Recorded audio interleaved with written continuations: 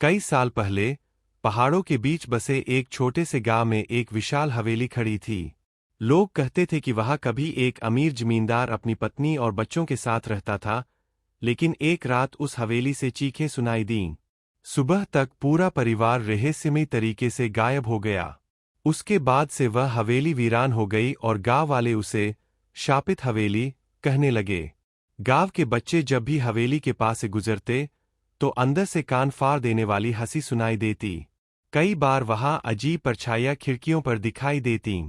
कहते हैं कि आधी रात को हवेली की टूटी हुई खिड़कियों से लाल आंखें झांकती और दरवाजे अपने आप खुल बंद होते। एक दिन 4 दोस्त अरुण, स्नेहा, रवि और पूजा ने तय किया कि वे इस हवेली का रहस्य जानेंगे।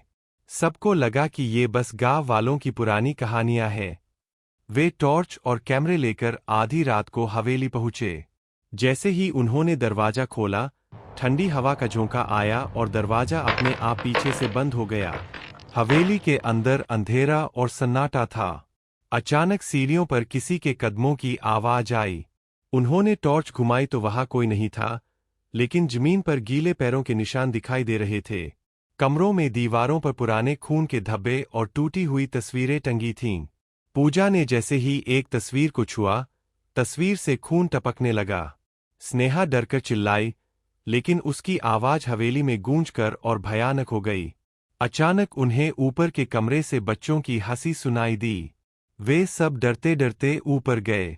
कमरा खुला तो वहां खाली झूला अपने आप झूल रहा था। उसी समय टॉर्च बुझ गई और पूरा कमरा अंधकार में डूब गया। अंधेरे में किसी ने धीरे से अरुण के कान में फुसफुसाया, तुम्हें यहां नहीं आना चाहिए था। सबके होश उड़ गए। उन्होंने दरवाजा खोलकर भागने की कोशिश की, लेकिन दरवाजा अंदर से बंद हो चुका था। तभी अचानक खिड़की पर जमींदार की पत्नी का भूत प्रकट हुआ, सफेद साड़ी में, लंबे खुले बाल और लाल चमकती आंखें।